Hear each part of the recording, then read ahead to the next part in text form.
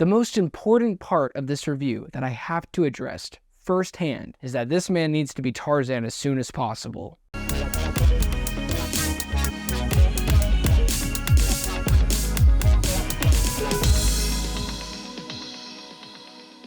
Hey guys, my name is Joseph Curtis, and if you love movies just as much as me, you have come to the right place. Now do me a huge solid and click that like and subscribe button. Also, if you want to follow me on the following social platforms, that would be great as well. Now, let's start talking Rebel Moon. When a peaceful colony on the edge of the galaxy finds itself threatened, they dispatch Cora, a young woman with a mysterious past, to seek out warriors from neighboring planets to help them take a stand. First thing I want to say is that I love Zack Snyder. I think most of his projects work. He's known to be more of a visual storyteller, some truth to that, but there are a couple gems that really stand out in his career, being 300, Watchmen, Man of Steel, love that movie, and Zack Snyder's Justice League. Those films to me will be staples for his career. Will Rebel Moon be? I don't think so. Guys, I have to say this. Rebel Moon is probably one of my most disappointing movies this year. I'm not saying it's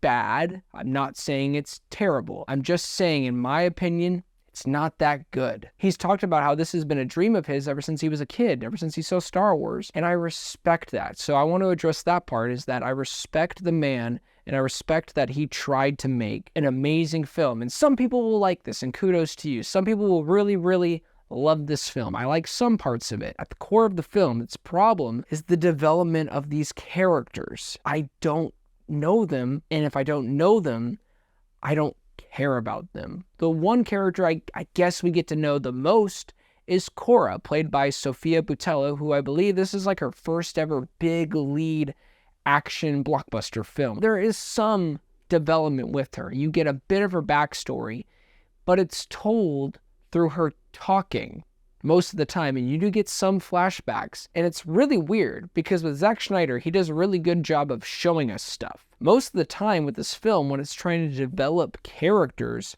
they're not really showing us. Zack Snyder, through his writing and storytelling, he's just telling us. Characters are talking about past huge moments that made these characters into who they are today as just passing dialogue moments between other characters. And there's a difference between moments like that where it actually feels impactful and meaningful and emotional. And then there's moments where it's just words and it doesn't really amount to anything to the overall story. For about an hour, hour and 10 minutes, the whole film is them recruiting.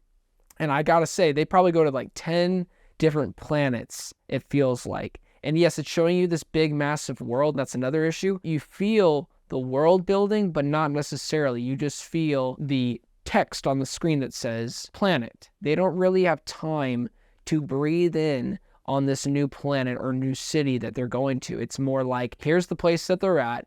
Here's the character they're meeting. You don't really get to know them. And hey, by the way, you want to join our crew? It's for revenge. You in? Yeah. There's still supposed to be surprises in a story like this. Instead, what we get is moments of homages that make you think of better movies that have done better things with ideas like this. I want to add another thing when it comes to the idea of exposition and character development that I found a bit jarring. I'm only telling you this so you know who I am.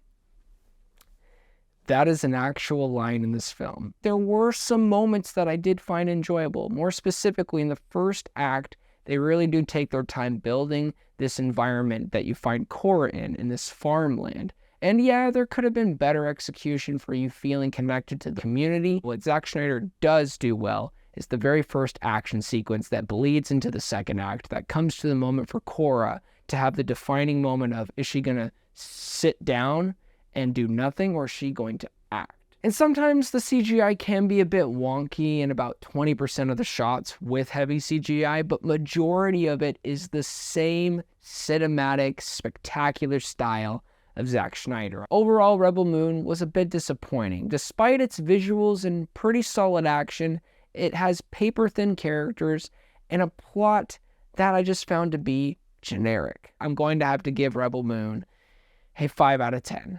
Thank you guys so much for watching this review. It really means a lot. Please don't forget to like and subscribe, and also don't forget to be blessed.